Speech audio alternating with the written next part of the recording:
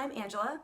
Happy Juneteenth. This video is theoretically going up on the 19th of June, which is a really important day in the history of my state and in the history of my country. It's a day that in Texas history we definitely teach our students about, but I don't actually have students on Juneteenth because summer. So in lieu of that, I'll put some links down below if you are curious about Juneteenth or it's something that you don't really know much about.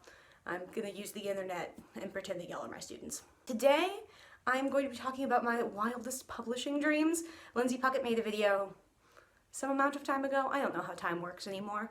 Time doesn't mean anything in 2020.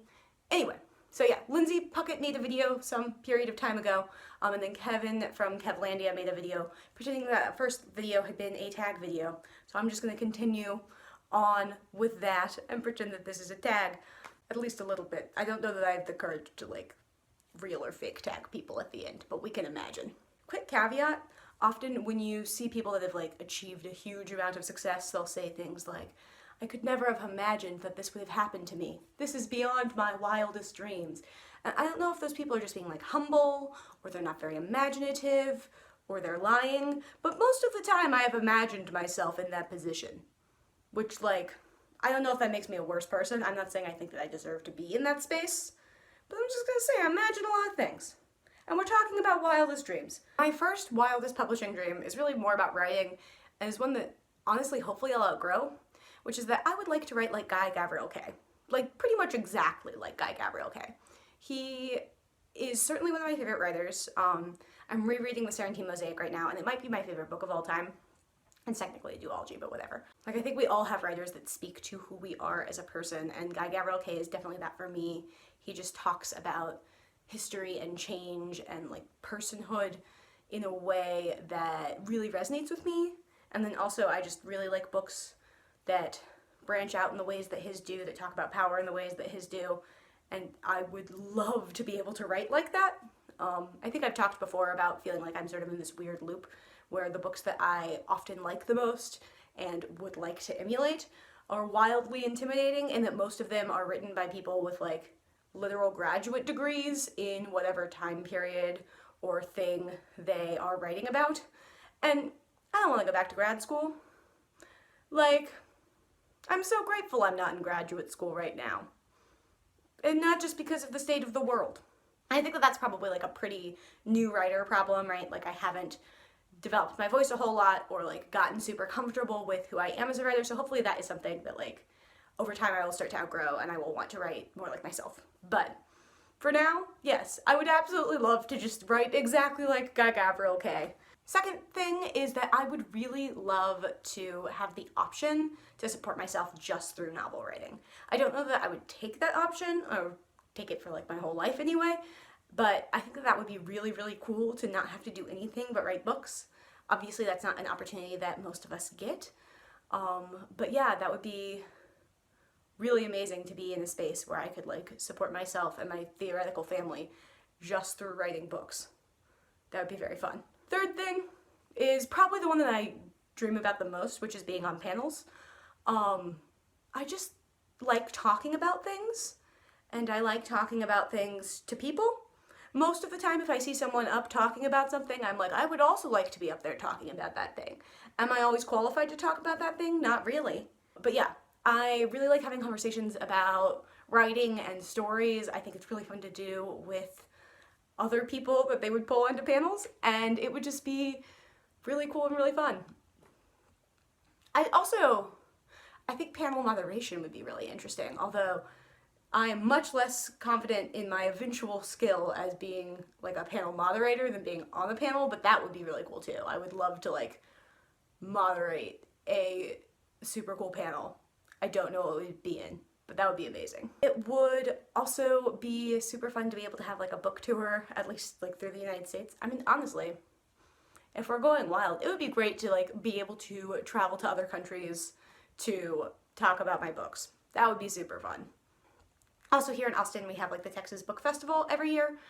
Maybe not this year, we'll see.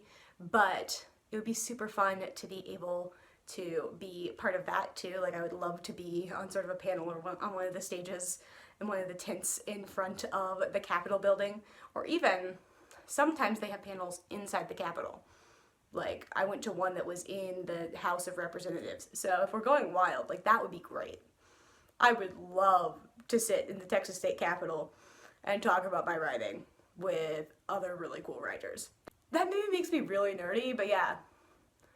That would be really cool.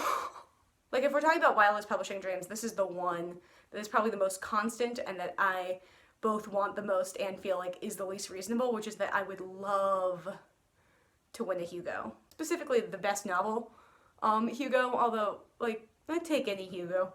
I don't know what else I would get a Hugo in, because I don't do anything else. But yeah, that would be really cool. In part two, like, before I was making this video, I was like going through and seeing all of the people who have won best novel, and it's just like such an incredible group of writers that also, like, it'd be very cool to win a Hugo, but I think that the most amazing part about that would be that in theory, that means that I'm like writing something that is worthy of a Hugo. Like, it feels almost arrogant to talk about, but that would be very cool.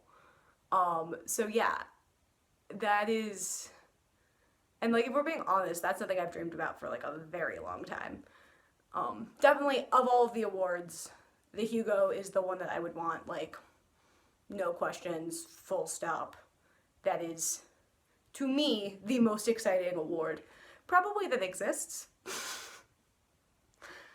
Sorry, other awards. And then, like, while we're on wild things, I'd like to be on the New York Times bestselling list. Why not? Is the New York Times bestseller list kind of sketchy? Yeah. Imperfect? Absolutely. Kevin in his video was talking a lot about, like, how a lot of his things were external validation, and yeah, no, these are basically all that. I would like all of the external validation, please. I would like lots of shiny things from other people that other people find impressive. And sure, why not? I think it'd be super cool to be a New York Times bestseller. The last thing, I guess, is that it would be really nice to feel like my work had contributed meaningfully to ace representation. I feel like I'm still in a place whenever I, like, encounter an asexual character or, like, human being talked about in the wider space that it feels sort of surprising and special. And it would be really powerful, I think, and meaningful if I was able to write about ace folks in a way that was, like, resonant. Especially just thinking back to, like, little baby Angela and, like, being a teenager and having a lot of fear and uncertainty and, like, literally not having the language to know what it was I was experiencing. Like, it would be really powerful if I could help people feel seen, I guess. Especially because I feel like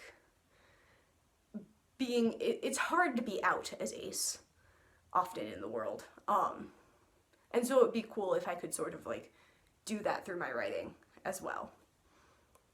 And that's also, like, a much more attainable dream, right? Like, that one can sort of be a goal, not in terms of reach, but in terms of, like, what I'm attempting to do with my work. So I guess we've sort of begun and ended with things that are presumably at least slightly in my control. According to my notebook, that is it. So, those are my dreams. Who knew? Let me know your wildest publishing dreams down in the comments. What are things that you would like to do with your life or career? That sounded more dramatic than I meant. What are some fun book things that you hope happen to you? Yay! If you liked this video, go ahead and hit the little thumbs up. If you would like to stick around, I would love it if you would subscribe, and I think that's about it. So yeah, bye loves, happy writing.